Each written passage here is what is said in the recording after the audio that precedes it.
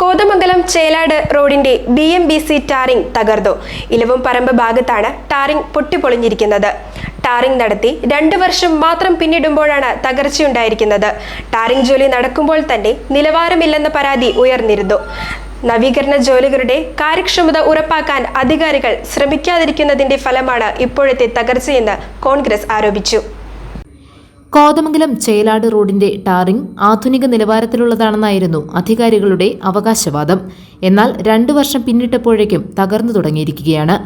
എലവുംപറമ്പിൽ ഏതാനും മീറ്റർ ഭാഗത്താണ് റോഡ് കൂടുതലായി തകർന്നിരിക്കുന്നത്. ഇവിടെ കുഴികൾ നിറഞ്ഞിരിക്കുകയാണ്.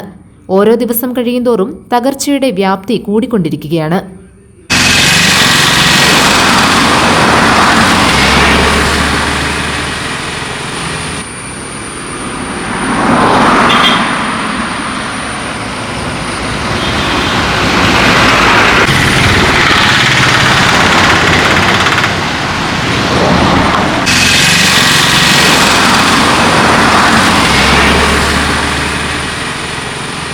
റോഡിന്റെ മറ്റ് പല ഭാഗങ്ങളിലും കുഴികൾ രൂപപ്പെട്ടിരുന്നു.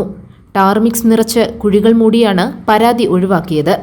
ടാറിങ്ങിലെ അപാകതയാണ് ഇത്രയും വേഗത്തിൽ റോഡ് തകരാൻ കാരണമെന്നാണ് ആക്ഷേപം. ടാറിംഗ് നടന്നുകൊണ്ടിരിക്കുമ്പോൾ തന്നെ അപാകതകൾ ചൂണ്ടിക്കാണിക്കപ്പെട്ടിരുന്നു.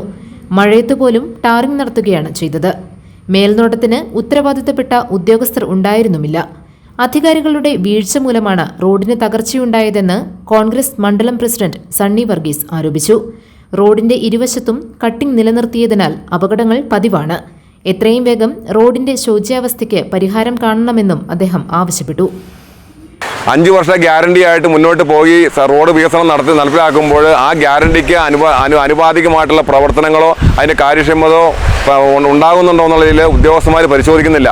ഇപ്പോൾ ഇതുപോലെ പൊട്ടിപ്പൊളിഞ്ഞ സാഹചര്യം വരുമ്പോൾ പെട്ടെന്നൊരു സാഹചര്യത്തിൽ ഇതിൻ്റെ കോൺട്രാക്ടർമാർ വന്നുകൊണ്ട് താൽക്കാലികമായിട്ട് എന്തോ ഒരു ഓയിലൊക്കെ ഒഴിച്ച ശേഷം കുറച്ച് മിക്സിംഗ് ഇട്ടിട്ട് അതിന് മുകളിൽ പേപ്പർ ഒട്ടിച്ച് പോകുന്നു. 2 ദിവസത്തിനുള്ളിൽ ആ സാധനം പൊളിഞ്ഞു പോകുന്നു. അപ്പോൾ കാര്യക്ഷമമല്ലാത്ത പ്രവർത്തനങ്ങൾ ഇതുപോലെ റോഡ് വികസനം കഴിയുമ്പോൾ PWDയുടെ ഒരു അഭിപ്രായം എന്ന് പറഞ്ഞാൽ നിങ്ങൾക്ക് എന്തെങ്കിലും പരാതി കണ്ടെങ്കിൽ അറിയിക്കാം. കാരണം ജനങ്ങളുടെ ജീവനും സ്വത്തിനും വില കൽപ്പിക്കുന്ന ഒരു PWD പരാതി അറിയിക്കാമെന്ന് പറഞ്ഞാൽ പരാതിക്ക് ശേഷവും ഇതിനൊരു സുസ്ഥിരമായിട്ടുള്ള ഒരു പരിഹാരം കാണുന്നില്ല.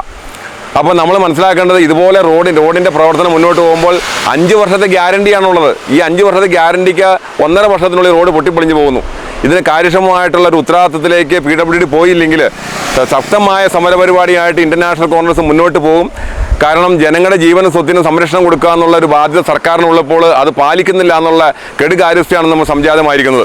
റോഡുമായി ബന്ധപ്പെട്ട വിവരങ്ങളും കരാറുകാരന്റെയും ബന്ധപ്പെട്ട ഉദ്യോഗസ്ഥന്റെയും പേരും ഫോൺ നമ്പറും ഉൾപ്പെടെ രേഖപ്പെടുത്തിയിട്ടുള്ള ജനങ്ങൾ കാഴ്ചക്കാരല്ല കാവൽക്കാരാണ് എന്ന ബോർഡ് നിർമ്മാണം പൂർത്തീകരിച്ച റോഡുകളിൽ സ്ഥാപിക്കണമെന്നാണ് ചട്ടം. വർഷങ്ങൾ കഴിഞ്ഞിട്ടും ഇങ്ങനെയൊരു ബോർഡ് ഇവിടെ സ്ഥാപിച്ചിട്ടില്ല. പുലിവാലാകും എന്ന് അധികാരികൾക്ക് ബോധ്യമുള്ളതിനാലാണ് ബോർഡ് ഒഴിവാക്കിയതെന്നും ആക്ഷേപമുണ്ട്. GTV news.